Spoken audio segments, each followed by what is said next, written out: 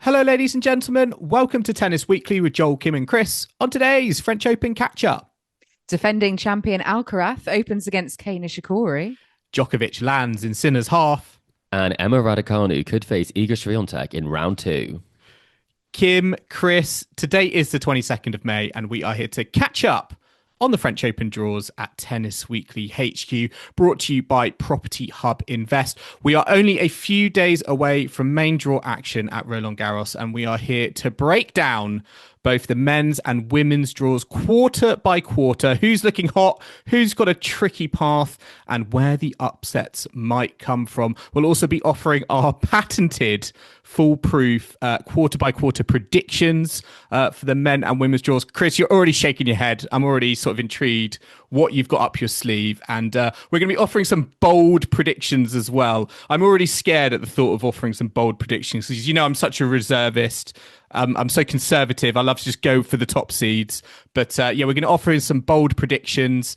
And we're also going to be unveiling, as always, a Tennis Weekly favourite, Collector Set. Collector Set is back for the French Open. So in the second half, we will be unveiling our Collector Set player picks for your chance to win a coveted Tennis Weekly mug. Big news. Big prize. Guys, the time for talking on the red clay is over.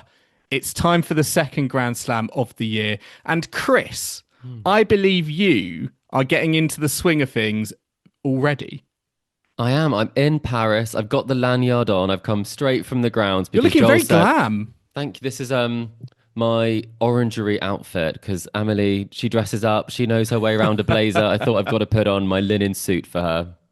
I love it. You're looking very dapper. Yeah, fitting right in. Right. Very stylish. You said quite European, and I thought, well, we are British. Is that Europe, Kim, or well, you're very European living in Denmark now. I'm not sure me and Joel would pass with the style that you're donning. So it's a good job that you're there representing us along with producer Alina. But, you know, you'll have to give us the inside scoop on what happened today.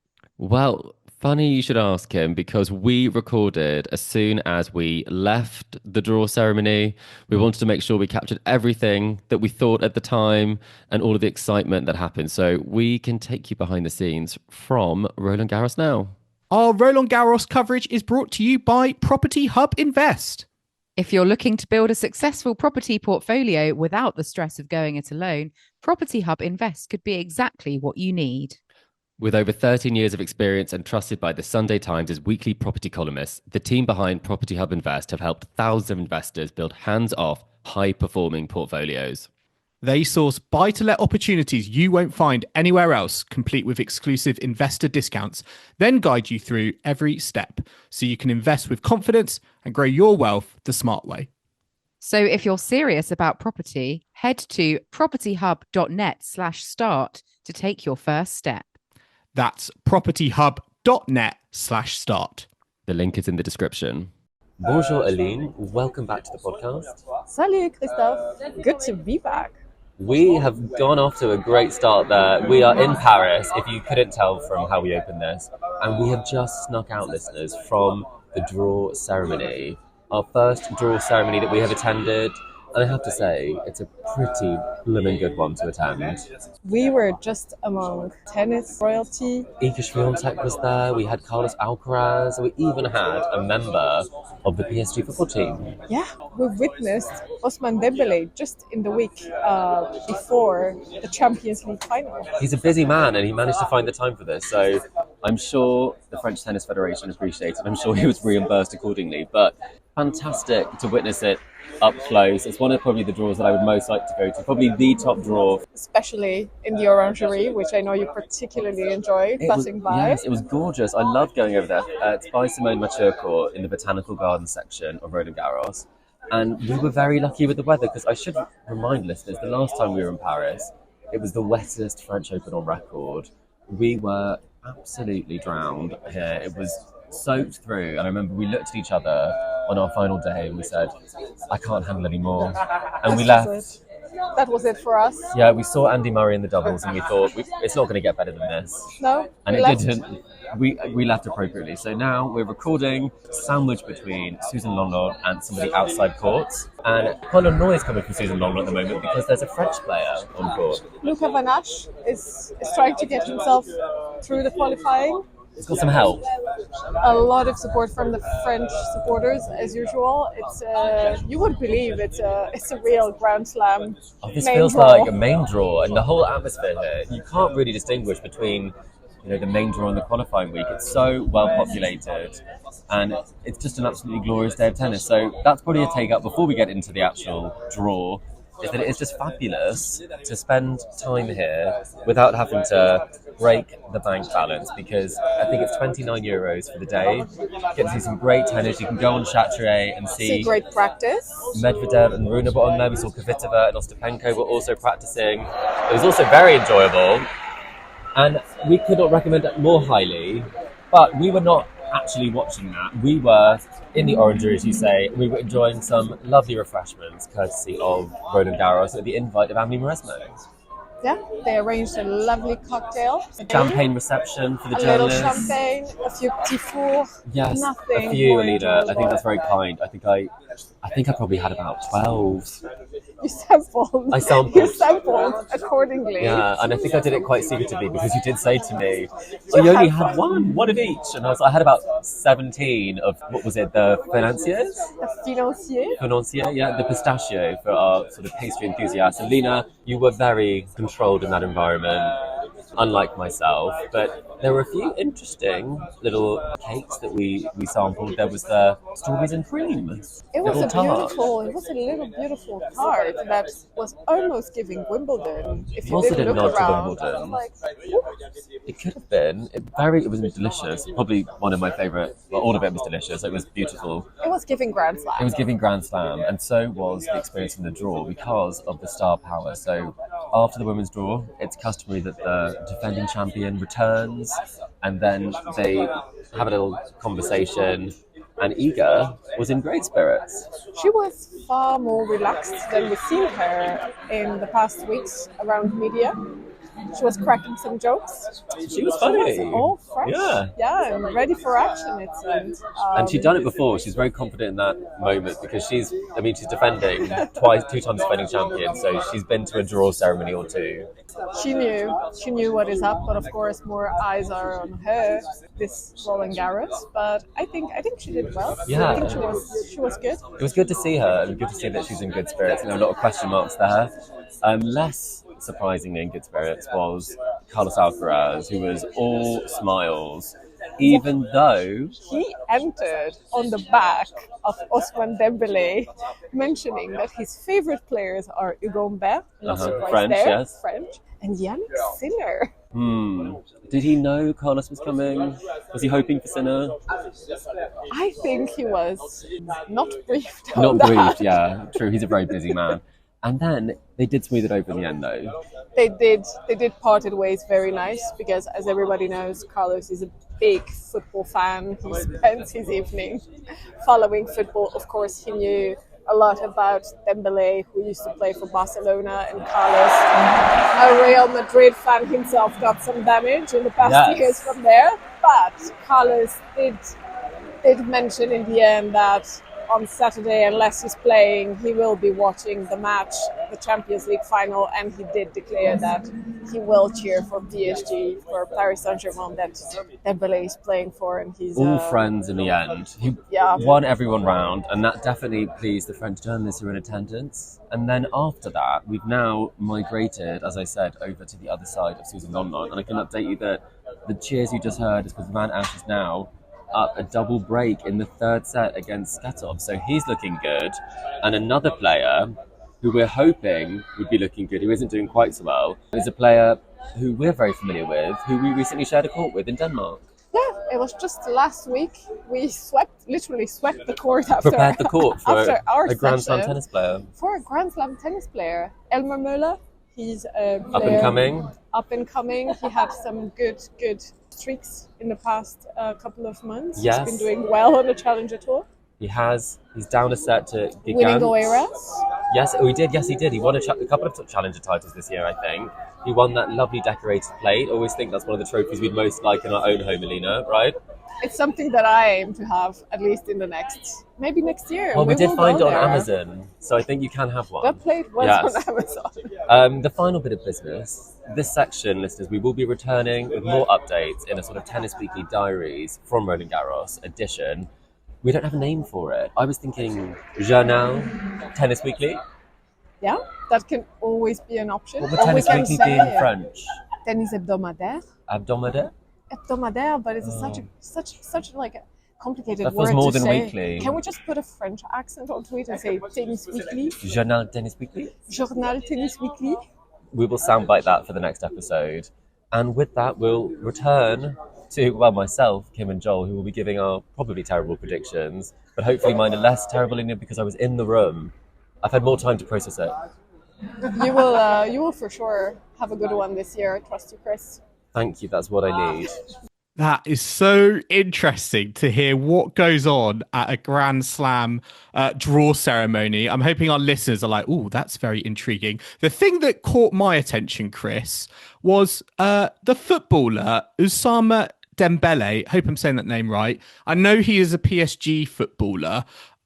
Slightly awkward that he said he was a Carlos Alcaraz fan, not a Yannick Sinner fan. Well, it was the other way round. He should have said, Joel. yeah. Oh, sorry. He should have said he was a Carlos Alcaraz fan. There we go. Yeah. Maybe he was getting them confused and he meant to say Alcaraz. Yes. Or maybe he did too, but it was quite a moment because as soon as he was asked who his favourite players were, it was like, and now Carlos Alcaraz. So I think slightly awkward, but as what I was said, the vibe in the room? Was everyone like, oh, that's a little bit I think it was banana peel? Banana it was skin? okay because he did say umber. So the French were happy with that. So I think that did appease everybody. And then Carlos did say audience. he's going to be supporting PSG in the future in some matches. I love the food detail, Chris, especially that strawberry and cream Pastries tart. weekly. I know. I wonder if it would rival your banana cheesecake, Joel, from the Billie Jean King honestly, Cup finals in I Coventry. still maintain from a catering point of view, from accreditation that we have had, that banana cheesecake is up there with one of the best in Coventry of all places. We've One got of the to do best a things I've ever poll. tasted. Something for the Twitter. Would you rather have the strawberries and cream tart in the Orangery, or would you rather have in the Coventry Arena? It was really in the bowels, wasn't it? Of like the It was a large room and not the most Yeah. glamorous, but I have to say it was a fantastic thing to attend, and I think they do it in a way that other Grand Slams don't. The US Open, the draw just appears. This probably is the only draw ceremony where you can have this sort of an experience, and I mean they really do put on a show. So next year, you two, I think, would it be worth the trip for one of those madeleines or pistachio financiers? And a glass of champagne. With champagne as well. Well, you could have two if you wanted to.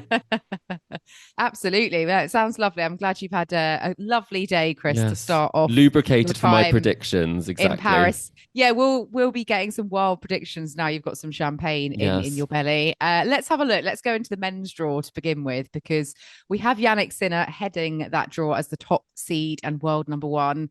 I think everyone on the internet, since the draw has broken, has been in somewhat agreeing that it's not the easiest draw for Yannick Sinner. You know, he's only had one tournament back, which obviously he got to the final in Rome, but he's still relatively fresh from his 3-month ban. And some people saying he's been slightly unlucky with the hand he's been dealt with this draw. What do you think? Who in his draw and his pathway through have you got your eye on as being potential bogeymen for Yannick Sinner?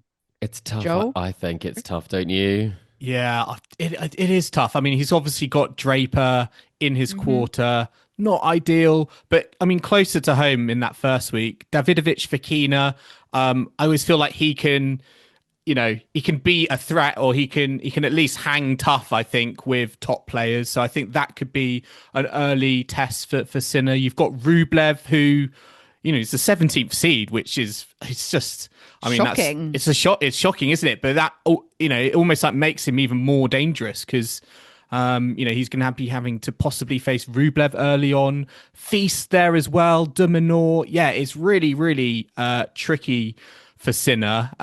So yeah, I don't think being the world number one this time has really kind of afforded him the most comfortable draw, let's say. Yeah, I think that third round with ADF or maybe Yuri Lehechka could come through. That might be his first big test. I mean, Richard Gasquet could be his second round opponent, and it is Gasquet's last hurrah. He is retiring after this tournament, so what a way to go out. Nice and an all-French farewell. match. Do you think that will be a night session that may not be the most attended by those outside of France? Yes, it's Gasquet's in on a wild card. He's playing Terence Atmane. I'm probably saying that completely non-French, but 2 wild cards. They've got to give that some kind of. It's gonna be big time. Chatrier or Long. One of the two. Or just maybe not the most interesting for the non-French crowd, but Gasquet has been a stalwart of French tennis for many years, so he deserves a solid send-off. But maybe he'll be able to eke out a win, play Sinner in the second round, and get time on Chatrier that way. Jack Draper's draw, let's go to him. He is the 5th seed for the first time in a slam. It's remarkable, really, the run he's had this year so far. What do you make of his draw? I'm looking forward to a potential second round with Gael Monfils. I think that could be quite fun. But are there any sort of, trouble in his draw, do you think? Or is he kind of sail through to reach the quarterfinal spot that his seeding now would endear him to, do you think? I mean, you'd hope he would, wouldn't you? But I can't... The memory of last year, I've not quite forgotten that sort of 5-set, sort of harrowing loss that we had. Was that against De Jong, I believe? I haven't forgotten it, but maybe I have. Yes, I'm going to say De De Jong. Jong. Yes, exactly. And he had form coming in as well. I felt like he was not in a bad spot. So there is more expectation. I think he has had some great results on the surface. But when it comes to 5-set slam tennis on clay, it is a bit of a different customer. I think a lot of players find it hard to get through easily, and I think the more physical it becomes, some question marks might arise. I don't think you'd want to play Monfils second round, a French player. That would be a big match in week 1. I'd love to be at that if that could happen, but I do think that could be slightly less comfortable than you might think if it was on another surface in another location. I think also in this section of the draw, Hubert Hurkacz against João Fonseca, that could be quite a fun first round. Upset alert. Could well be, yeah. And you've got Alex de Minaur, he's fairly consistent, 9th seed. He could well come through this, but it's tricky to say. And Jack Draper's never been past the first round here, so I'm somewhat reluctant to put him deep. Surely no one would predict he'd go to the final, right? The form that he's had. Who knows? We'll see. I will say, I think it is interesting because he is the 5th seed. There is more expectation there. More so than I think, previously in the season in his career. So it will be interesting to see how he handles that. One other player I think might be interesting to watch is a fellow Frenchman, Alexandre Muller, who defeated Alexander Zverev yesterday. So he's up against Menchik in the first round. So maybe that could be on upset alert. Yeah, I think Menchik though, he could go deep. We'll see. We'll be unveiling our predictions later on. Let's talk about Zverev, though, because he is in the second quarter of the draw as the 3rd seed. He finds himself in the same quarter as Novak Djokovic. But like you said, Joel, Zverev not in good form, lost to Muller yesterday. He's got Lerner Teen in the first round, who's, tough. Young, up-and-coming, tough player. Is Zverev likely to defend his points from last year's final, do we think? Or is this looking like, given his form, a bit of a tricky one for him? I am licking my lips if I am Lerner Tien, because I think he's got a chance against Zverev, because it's just not clicking for him, and he's not playing as good as Zverev was playing last year, and I certainly think Tien has a shot. Particularly with Zverev, and I feel like he's sometimes quite slow to start at Grand Slams, and maybe Tien could make the most of that opportunity. That's a good. Would you say it's likely that you can see him making a deep run here? I mean, the thing that I think that when I look at Zverev and what is around him, I think for me, a player I called out at the start of the clay swing, Cerundolo, I think is going to be quite a tricky customer if that matchup does happen. I think he's the form player on clay at the moment. He's the player I'm actually looking at to make a deep run from the section, because it really feels to me like a quarter of opportunity, because the highest seeds, Zverev and Djokovic at the bottom, both players I feel like are going to be looking at the French Open as a way of playing themselves into form as they potentially go through the draw. Yeah, as we're recording this, Djokovic, he's played one match in Geneva so far, and he's due to play at Arnaldi today, but still undecided. So we're not entirely sure how his week in Geneva is going to go. But he opens against Mackenzie McDonald. He may face Mute second round, Shapovalov third round, possibly the likes of Humbert fourth round. It's difficult to know because Djokovic has had a rubbish run of form, it's fair to say, in the last, over the clay court season. However, he may have a bit of impetus. He's got a new coaching setup, of course. We discussed the other day about Andy Murray leaving his team. He has now explained this week that he will be working with Dusan Vemic and Boris Bosniakovic.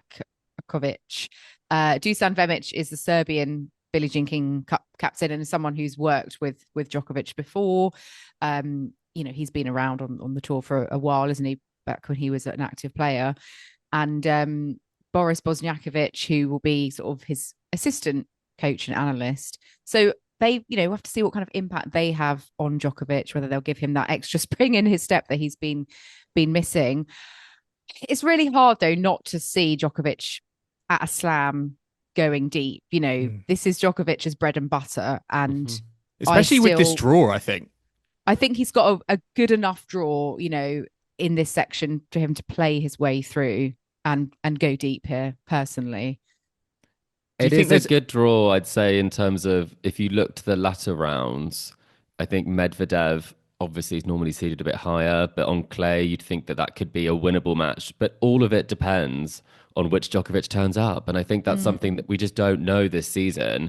He does tend to turn up more at the bigger tournaments, like the semi-final of Australia and taking out Carlos Alcaraz in the quarterfinal. But since then, there's not really been signs of that sort of form. But as you say, you can't count him out. So it might be on a match-by-match basis. We might have to reassess our predictions based on which Djokovic turned up at the start of the tournament, and maybe that Djokovic will stay. Yeah, I think also this section, two Brits, Jacob Fernley is up against former champion Stan Wawrinka, and we've got Cameron Norrie up against Daniel Medvedev. I think Norrie, that's winnable for Norrie, isn't it? I think they're both winnable, and I think we could see maybe one of the two Brits. The Brits are rising, are they? Get a few rounds under their belt. Yeah. Who's going to go deepest then out of the Brits? I think I've got Norrie. Well, I've got Jack Draper. Jack Draper. Yeah, sorry. I've got a feeling about Norrie. I think he's going to get a few rounds really? in. He's back. I think Fernley's got a very good chance of possibly making maybe like the third round or so. Like I think he's in a very nice section. Wawrinka, I just feel like he's past it now. Goodness, he's got a wild card, Joel, former champion. I know. I'm sorry to say your that. Elders, he's 40. I don't think Fernley's going to show much. I think that could even be like a straight sets job to Fernley. But I think he's in some really good form. So wouldn't be surprised if he makes a little dart in week one. It still feels quite open, and we probably never say that for a quarter that contains Novak Djokovic, but probably for the first time ever, this is a somewhat more open Djokovic quarter. Zverev, will he, won't he? Question marks. There's so much uncertainty, isn't there? There is. We need to embrace it. And I think let's move on to the bottom half of the draw now, because we do have, again, maybe quite a wide open quarter. We've got Taylor Fritz as the highest seed in the third quarter as the fourth seed, but we've also got Lorenzo Musetti, who's had some good form over the clay season, and he's the eighth seed. However, we've also got Barcelona champion Holger Rune as the 10th seed, and maybe some other players who could throw a spanner in the works. Thomas Machak, perhaps. It's really hard to call it. I really struggled with this section when making my predictions.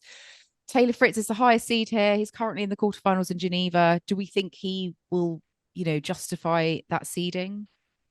He's not justified it, I think, so far in the clay swing, has he? No. Not a lot this year, if we're being completely honest. So this bottom half of quarter three, if that makes sense, I really struggle with who's going to come through. I think there's going to be a surprise package potentially because Seb Korda's not famously a clay courter. Neither's Alex Mickelson. Taylor Fritz isn't either. And you start looking at some of the form book. Tiafoe's also in there, and he's not had much form either. So if there's the open section, if we're talking about the most open, I think it would be this. Would be 16th of the draw. I don't know how to explain that better, but.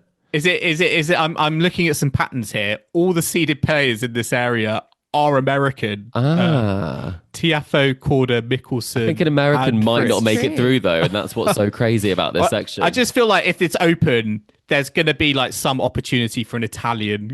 Or an Argentinian. I'd love a deep run for an Argentinian. Yeah. I mean, Navoni is in there unseeded. Maybe he's got some. Dairy. I boldly predicted him a few weeks ago. Oh I think Madrid. Baez unseeded as well. Feels Baez. surprising. Capriva. I mean, it could. God, take a look in this section. Yeah. Yeah, maybe plays a wild bet. I don't know. This could be the section where a real rogue, like first time, quarter finalist comes through, or we could just get Musetti, for example, or could be Runa. Musetti Fritz. It honestly could be. Yeah.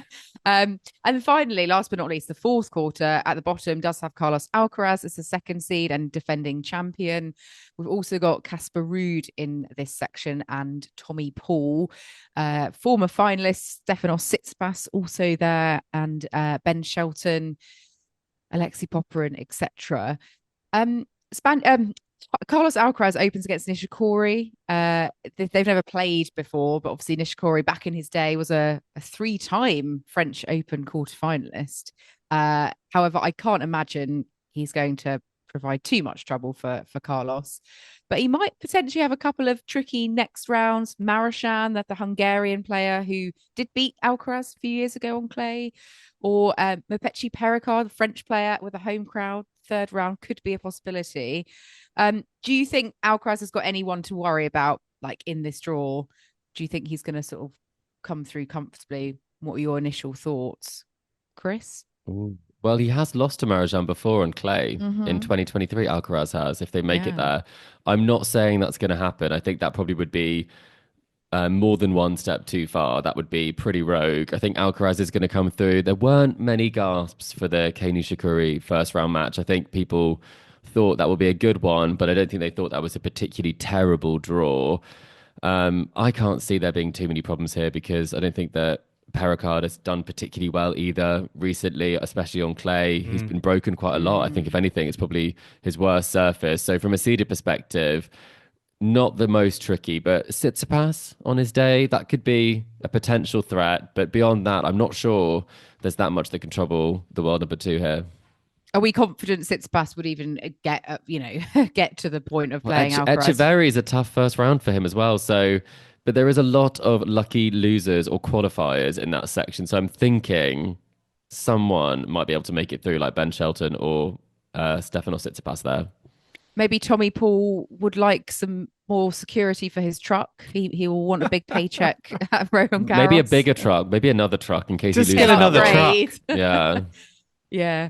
I mean, should Alcaraz come through, obviously we could get we could get an Alcaraz Musetti maybe semi-final. I don't know. It's looking like Alcaraz is definitely the strongest candidate, obviously, to come out of this. Not Casper Ruud. Casper Ruud's got form, French Open. Won one game in his last match, Joel. Yeah, that's that my excitement has dwindled. Sinner. Okay, all right. After he won the Madrid He title, shot his bolt too early, is what we're saying in the clay season. Okay. Sinner but Tommy Paul, I think, could be a real contender for a deep run for an American player. If I had to pick an American who's going to make the deepest run, I think Tommy looked really good in Rome.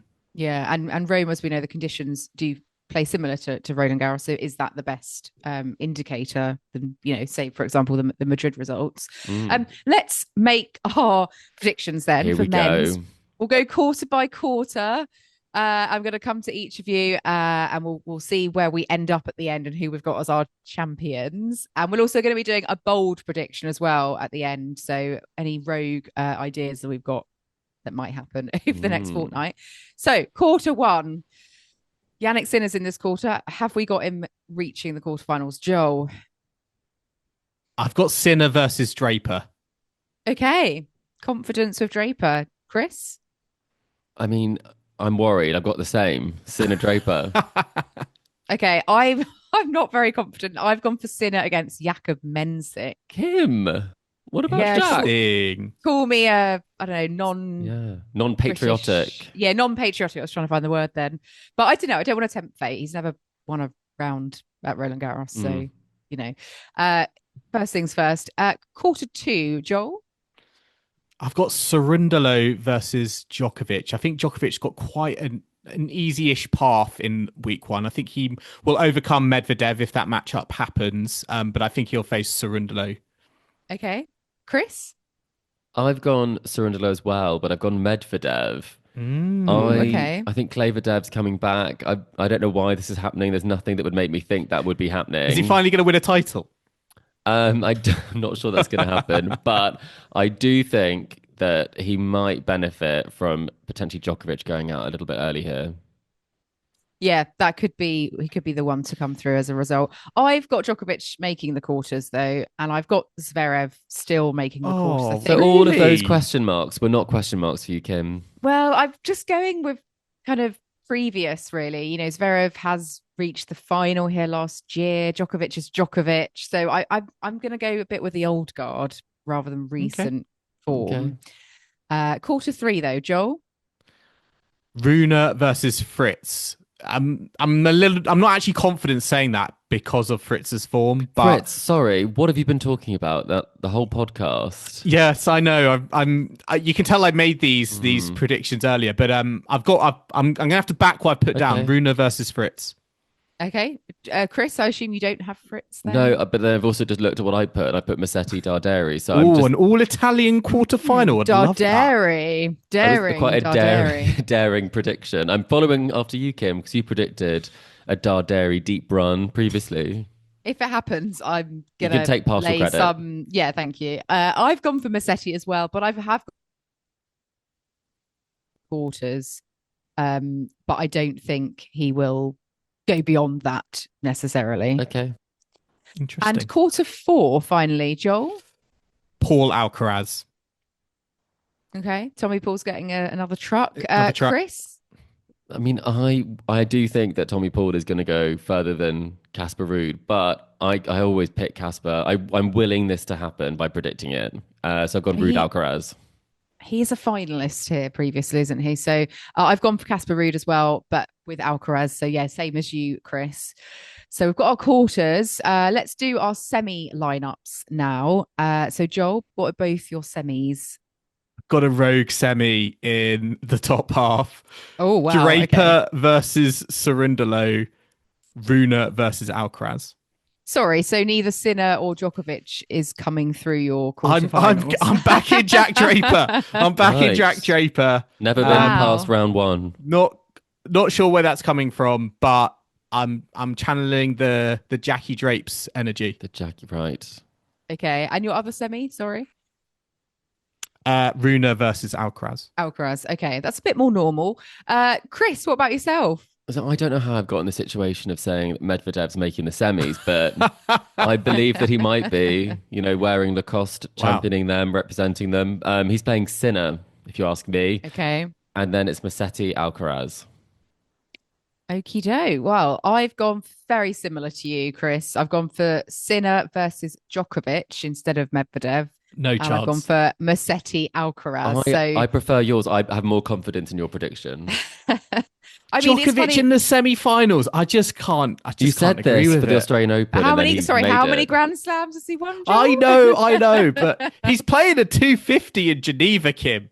Yeah, but that's going to be the Title step that 100 he will take him to needs. title 101. Yeah.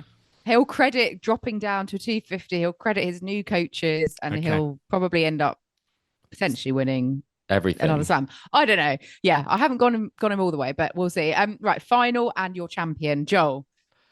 My final is Jack Draper versus Carlos Alcaraz, and I have my champion as Rafael Nadal. Yay! Yeah. Oh, again, number 15. I just had to check. I was reading, being I didn't see him on the draw. Yeah. No, I've got Carlos Alcaraz as my champion. I think he can defend title from last year. Okay, Chris. I've gone for the same. He looked very impressive at the draw ceremony. Lot of energy. But I think he will win. I think he's going to beat Sinner. It's going to be a repeat of the Rome final. More competitive, but it's the final that probably everyone wants to see. Unless you're a Djokovic fan, obviously. Unless you're me. Yeah. I've gone for Sinner Alcaraz as well. I've gone for the top two seeds. Call that boring. I don't know. I think it'll be another fascinating installment in their rivalry. I've gone for Yannick Sinner to win though. And I mean, I don't know if I am fully behind that. I just don't like to tempt fate because I So probably you are would looking prefer for an Alcaraz to win. Okay, that's what that one means. This was, like historically, I never predicted Rafa Nadal to win. Yeah. So it's sort of like And a reverse Nadal logic. fans used to get quite cross with you, Kim. So hopefully I know. Alcaraz fans have heard the logic and will respect it. But also I can see Sinner also like winning. I think you can't say both, Kim. Come on, you put Sinner. Oh yeah, I'll put Sinner. I'll stick by it. But I don't be surprised if Alcaraz wins. For me though, that the joy is maybe the earlier rounds. I think, and seeing the kind of very open sections that we've just discussed. I think some of that is more up in the air than previous renditions of slams, and I think that's actually the more exciting bit for me at this stage anyway, before the tournament. So yeah, we've got two Alcarazes and a Sinner for the winner. Bold prediction time now. What rogue thing is going to happen? This can be from any round, anywhere, any player. Chris, I'm going to come to you first. What do you think? I think a trio of the same generation, the mid-gen as I call them, are going to go out in round one. I think I'm going for a triple, like an accumulator here, I guess. Zverev, Fritz, and Tsitsipas are all going out in round one. Ooh, some big seeds going out early then. I think that's in line with my predictions, I hope. Yeah. No, I can see. Yeah, I can see at least one or two of them going out early. Whether it's round one, we'll see. Well, I'll go next. I've gone for Cameron Norrie to make the fourth round and play Novak Djokovic. Oh, wow. You've gone all in. What is going on there? And I've also got that perhaps João Fonseca could beat Draper in the third round. So you're giving the Brits something with one hand and taking with the other. Yeah. I don't know. I was just, analysing their draws and I thought, maybe. Yeah. What about you, Joel? I've got Tien defeating Zverev, and I'm just going to say it. I think he's going to defeat him in straight sets. Okay. In round one, and I'm just going to throw another bold prediction out there that completely goes against what I've just said in my predictions and my quarter by quarter predictions. Jacob Fernley is going to be the last Brit standing. Right. Okay. In the men's you heard draw. it here first. That is interesting, and I thought you were going to say that Tommy Paul wins the title and gets gifted a Renault truck. Oh, yes. Ooh. The vehicle of the tournament. Yes, sorry. I'm just going to add one more. Tommy Paul gets his truck repossessed again because he goes out. He goes out earlier. Yeah. Oh, that's not a Goes good out in news week story. Poor Tommy. Oh, well, let's take a quick break now on that note, but do join us in the second half where we'll be discussing the women's draw and also unveiling our collector set player picks. So do not go anywhere. Welcome back to the Tennis Weekly podcast brought to you by Property Hub Invest. And it's time now to look at the women's draw. We obviously have Iga Swiatek as a 3-time defending champion. So obviously the one to beat in theory, but she hasn't made a final since this time last year. She's been very much not at the races. We'll get onto her bits later because she's not the top seed. She's dropped right down, and we do have Sabalenka as the world number one eyeing at the top of the draw. She'll be looking for her first French Open, but she may have a few tricky contenders to get past first. Well, early on, she could well play a Danielle Collins. Never an easy opponent. She's got the likes of Clara Tauson, Schneider in her section, Qinwen Zheng, who beat her very recently, Peyton Stearns, who's had a great run of form of late, Amanda Anisimova, former semi-finalist here. So quite a few tricky contenders, perhaps, in her section. But do you think Sabalenka will be doing enough to make it through her quarter? Wow, Joel?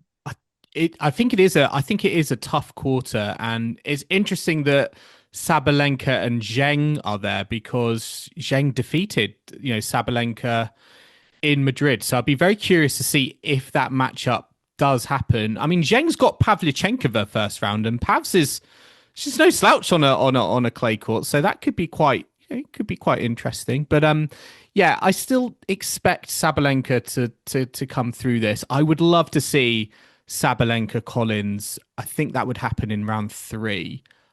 Just to see where we're at with Sabalenka. I think that could be a really wild ride if that does happen. But you still got to think, even with that blip against Zheng in Rome, that she's still for me kind of quite the clear favourite to pick up a maiden French Open title. You don't think Zheng could win against her again? I mean, she is the Olympic champion. The last time she played on these courts, she won.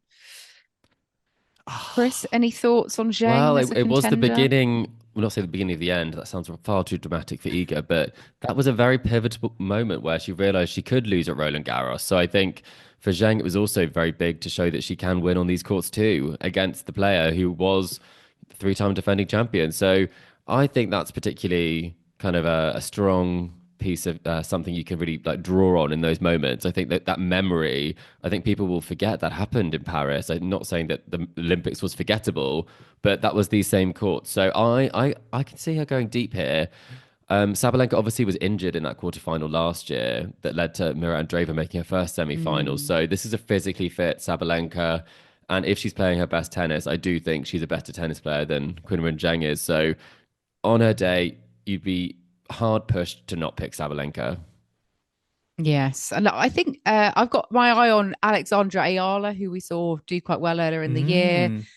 She's, obviously not seeded, but she could play Zheng in the second round if she gets through her first round. Fun. And yeah, curious to see how she's going to do in her first slam since kind of coming through to the attention of the tennis world. And Schneider as well, player we've been maybe making some strong predictions for. She hasn't quite done it yet, has she? She's had a few good results. I was going to say, I was having a little look on the old Philippe Chatrier today, and Kvitova and Ostapenko were playing a practice set. And let's just say the points were very short. So I'm not sure Kvitova is going to be making a deep run here, but maybe she's playing it more to get some form ahead of Wimbledon. Yeah, which would be more her bread and butter as a 2-time champion. Let's have a look at the second quarter then. Jasmine Paolini is technically the top seed in this section as the 4th seed, but this is where Iga Swiatek does find herself as the 5th seed. So make of that what you will.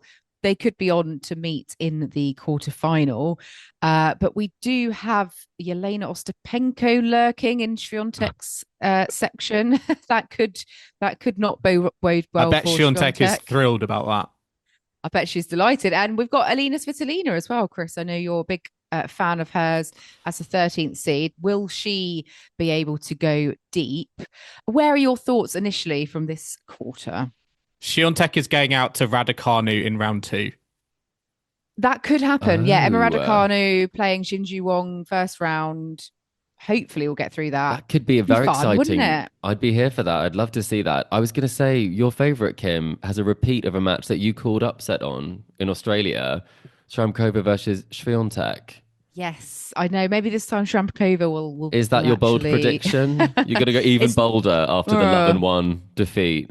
It's not, but I'm glad Sharapova will get, centre stage. I think that's to get a good court, won't she?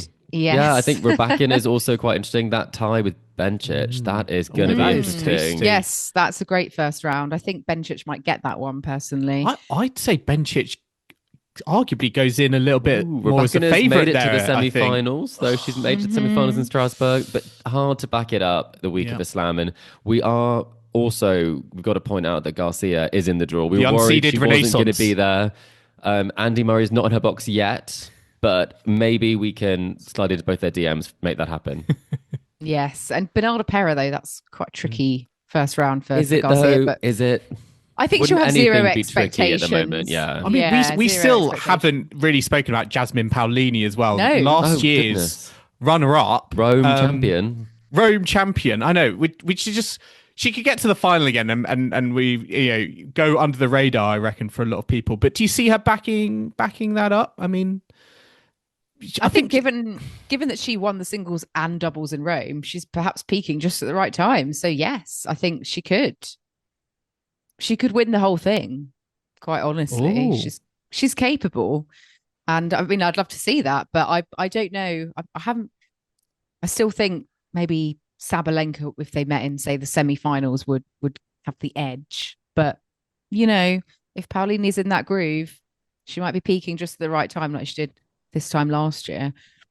I always just wonder with Paolini, like, does she just play too much tennis? Like, will it all ever kind of catch up with her? It doesn't ever feel like it affects her game. Covering for Sara Irani on the doubles court? Yes, having to play, exactly. Mixed doubles with her, basically. Yeah. Well, she's got a lot of energy. I think she's always seemed, you would describe her as a low energy player. So I think it's a bit like Coco Gauff. Sometimes her best results happen when she's also in the doubles, and she's got a good draw here. I think if she's playing really well, I mean, people say that if you take away her serve isn't the biggest weapon, they say off the ground, if she's ranked number 4, she's probably in the top 2 off the ground. I think that's something that you don't really think about, that the weapon makes such a big difference for the top players. So if the points get longer, she's got a really good shot of getting the point won. Well, let's now have a look at the third quarter, because we do have Jessica Pegula as the third seed here. That is a good draw, isn't it? If you saw that round one. Yes. But we perhaps more interestingly, Mira Andreeva in this section, last year's semi-finalist, she's now here as the 6th seed. Will that pressure and that expectation perhaps get to her? She's not had the greatest clay season so far, and neither has JPEG really. She won Charleston, but she's not done much since then. So she'll be looking to sort of shift things around a bit in Roland Garros, and she's got Anka Todoni, a Romanian player, in the first round. So you have to think she'd come through her and get a few wins under her belt. I mean, JPEG normally very consistent in slams as well. But perhaps this section is the most open in the women's draw. I was struggling to think who's confidently going to come through, and it's fair to say I don't have much confidence in anyone in this section. A lot of people who have been a bit injured or out of form. I think we've got some dangerous floaters in Ons Jabeur and Vondrousova. They could set up a rematch of that Wimbledon final in the second round. You also have players like an unseeded Maria Sakkari, unseeded Naomi Osaka, who's playing first round against Paula Badosa. I mean, that is pretty blockbuster. And you have to think that given some of the injuries that Badosa's had, if Naomi Osaka can come through that, the draw does open up quite a lot for her. Yeah, absolutely. And Kazatkina's in there. She's not been having very good results of late. And I mean, we've got Mukova as a former finalist in there, but has been struggling with some health stuff lately. It really depends. If people can just, shift up a gear ever so slightly, they could get a real opportunity here. We've even got Elise Mertens, formerly very, very consistent player at slams. Could be time for her to sort of make it through to the second week again. It's really anyone's for the taking, I almost feel, in this section. So we'll be looking to see who we think is going to be taking it in just a moment. But that Osaka Badosa match, I think, will be quite fun in the first round. Who will be more annoyed about that first round draw, Osaka or Badosa? Probably Badosa as the 10th seed. You probably don't want Osaka in your first round, especially as Osaka. We saw her. Well, you were there, Chris. Almost beat Swiatek last year. What a match! Second round. She's got unfinished business here, so I think she'll be very motivated for that one. Yeah, and let's look at finally at the fourth quarter, because we've got Coco Gauff as the 2nd seed at the bottom of the draw. Madison Keys, the Australian Open champion, 7th seed here. Emma Navarro is the 9th seed. And, we've got Krejcikova, former champion. She's back in action. Sophia Kenin, she's seeded again. 31st seed, former finalist. That's fantastic. That does show that she's steadily been working her way kind of back up to some sort of form. Coco Gauff, though, really here as a former finalist, world number 2, 2nd seed. Had some decent wins in the clay season, beating Swiatek comfortably, for example. She won the doubles here last year. Can she get the singles? Do you think she's got what it takes this year? Joel, you're looking doubtful. You're frowning. Yeah, I think she can make a deep run again. I think the draw that she's been given is a good platform for her to potentially win, the French Open singles title. I don't see there being too many issues earlier on. Barbora Krejcikova is an interesting one to me, because of how she's played and how we know that she can play, and we've not really seen that much kind of recently. But beyond that, maybe Alexandrova as well. It feels like, there's a nice, as I say, platform here for Coco Gauff to build on, with some more interesting kind of unknown players, I think, in the above, like Madison Keys, Australian Open champion. What is... No one is talking about No one her. knows. No one, yeah. Katie she's Boulter. gone. Well, she's Katie Boulter. We talked about this. I think there's a chance she might get her first win at Roland Garros. That's probably what she's aiming for. I'm not saying that she thinks she can take the whole thing, but why not win that match and give Madison Keys a good go? I think that would be a match where if you're going to play one of the top 8 seeds, it's a pretty good seed to draw. So that could be a chance for her to do something a bit special where there's no expectation for her really on clay. And then you look at some of the other players, and again, it's players who haven't necessarily had that consistent form, or maybe kind of a bit lower down the seedings. I think Callum Sky is playing quite well, but Sonia Cartel is down there as well. She has a good draw, plays Erika Andreeva in the first round, and that could be an interesting one to see if she can push through to maybe face Coco Gauff like she did at Wimbledon, maybe get some revenge. But I'm not the most excited by this section, I have to say. I was wondering maybe Haddad Maia, Navarro. They played today in Strasbourg, I think, with Haddad Maia winning that. But yeah, they playing too much the week before. I don't know. I feel like that the whole of the second half of the draw, really, it's kind of anyone's for the taking a little bit. But we've seen this before, Are we haven't saying we? anyone's? Could it be? Let's look for a good. Could Azarenka make it through? Well, she is a Grand Slam champion. She is. So she knows what it takes. Uchiyima, I mean, she had a few good wins earlier in the season, but not done much since. It's an interesting one. And we have seen with the women's draw, especially at Roland Garros, you do get some surprise semi-finalists, finalists. So perhaps that one will come from the bottom half. Let's now make our quarter-by-quarter predictions. Chris, I'm going to come to you first this time. So let's start with quarter one, which is Sabalenka's quarter. Surely we've all gone for Sabalenka Zheng. I've gone for Sabalenka Zheng. Joel, I have not gone for Sabalenka Zheng.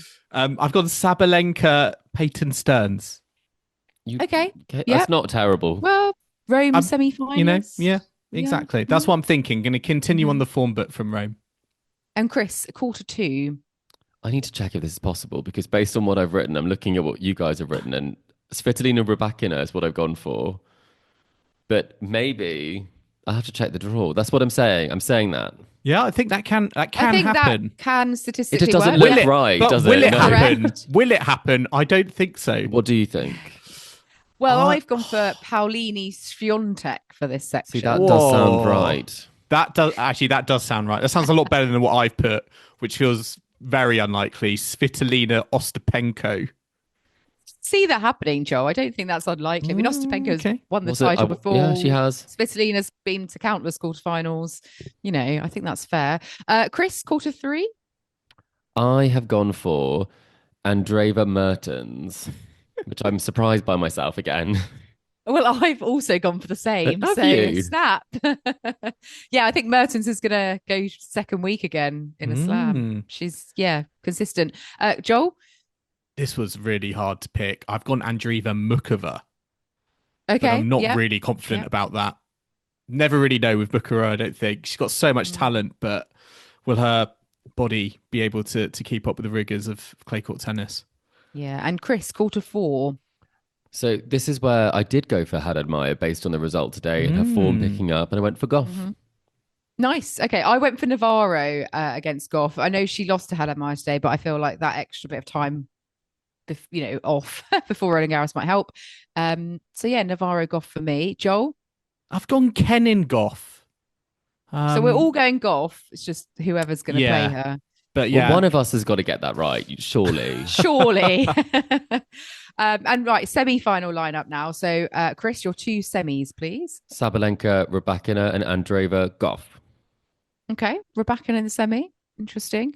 I've gone for Sabalenka, Paolini, Andreeva, Gauff. Oh, I like that. And I think that's a good final four.